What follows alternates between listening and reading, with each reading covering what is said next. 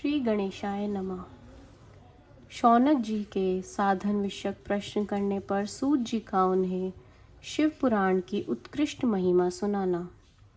श्री शौनक जी ने पूछा, महाज्ञानी सूत जी, आप संपूर्ण सिद्धांतों के ज्ञाता हैं। प्रभु, मुझसे पुराणों की कथाओं के सार्थत्व का विशेष रूप से वर्णन कीजिए। ज्ञान और वैराग्य सहित भक्ति से प्राप्त होने वाले विवेक की वृद्धि कैसे होती है तथा साधु पुरुष किस प्रकार अपने काम, क्रोध आदि मानसिक विकारों का निवारण करते हैं। इस घोर कलिकाल में जीव प्राय आसुर स्वभाव के हो गए हैं। उस जीव समुदाय को शुद्ध देवी संपत्ति से युक्त बनाने के लिए सर्वश्रेष्ठ उपाय क्या है? आप इस समय मुझे ऐसा कोई शाश्वत साधन बताइए जो कल्याणकारी वस्तुओं में भी सबसे उत्कृष्ट एवं परम मंगलकारी हो तथा पवित्र करने वाले उपायों में भी सर्वोत्तम पवित्र कारक उपाय हो। तात, वह साधन ऐसा हो जिसके अनुष्ठान से शीघ्र ही अंतकरण की विशेष शुद्धि हो जाए तथा उससे निर्मल चित्त वाले पुरुष को साधके सदा के लिए शिव की प्राप्ति हो जाए।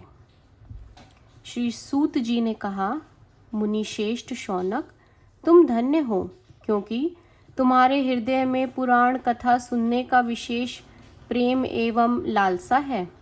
इसलिए मैं शुद्ध बुद्धि से विचार कर तुमसे परम उत्तम शास्त्र का वर्णन करता हूँ।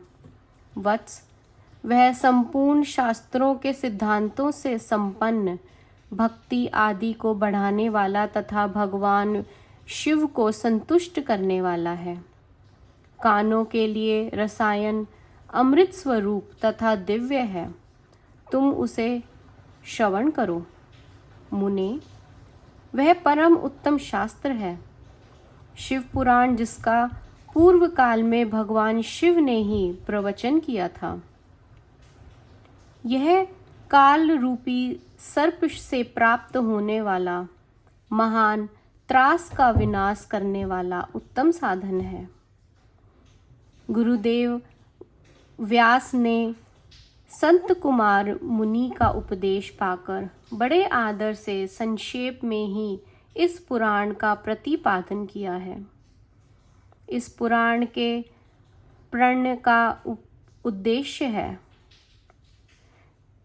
कलयुग में उत्पन्न होने वाले मनुष्यों के परम हित का साधन।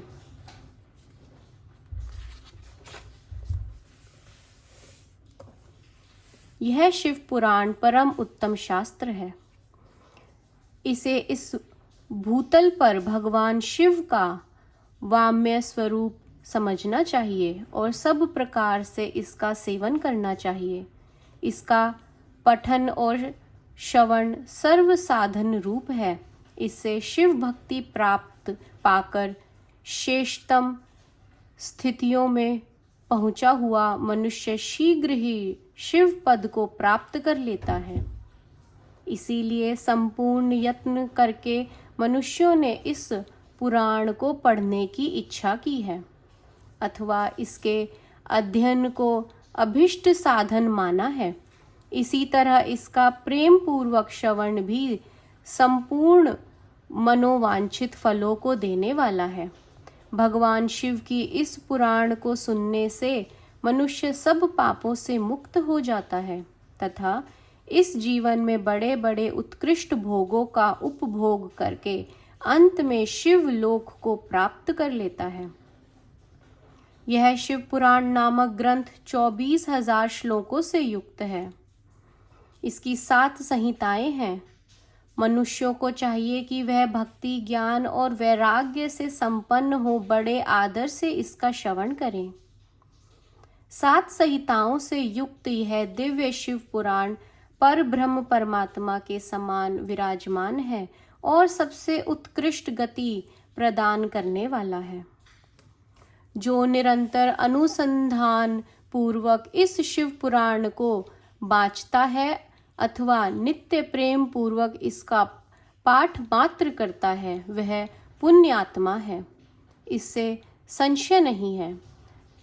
जो उत्तम बुद्धि वाला पुरुष अंतकाल में भक्ति पूर्वक इस पुराण को सुनता है, उस पर अत्यंत प्रसन्न हुए भगवान महेश्वर उसे अपना पद धाम प्रदान करते हैं। जो प्रतिदिन आदर पूर्वक इस शिव पुराण का पूजन करता है, वह इस संसार में संपूर्ण भोगों को भोगकर अंत में भगवान शिव के पद को प्राप्त कर लेता है। जो प्रतिदिन आलस्य रहित हो रेशमी वस्त्र आदि के वेष्टन से इस शिव पुराण का उत्कार करता है, वह सदा सुखी होता है। यह शिव पुराण निर्मल तथा भगवान शिव का सर्वस्व है। जो इहलोक और परलोक भी सुख चाहता हो, उसे आदर के साथ प्रयत्न पूर्वक इसका सेवन करना चाहिए। यह निर्मल एवं उत्तम शिव पुराण धर्म, अर्थ, काम और मोक्ष रूप चारों पुरुषार्थों को देने वाला है।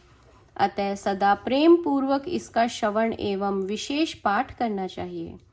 ओम नमः शिवाय, ओम नमः शिवाय, ओम नमः शिवाय।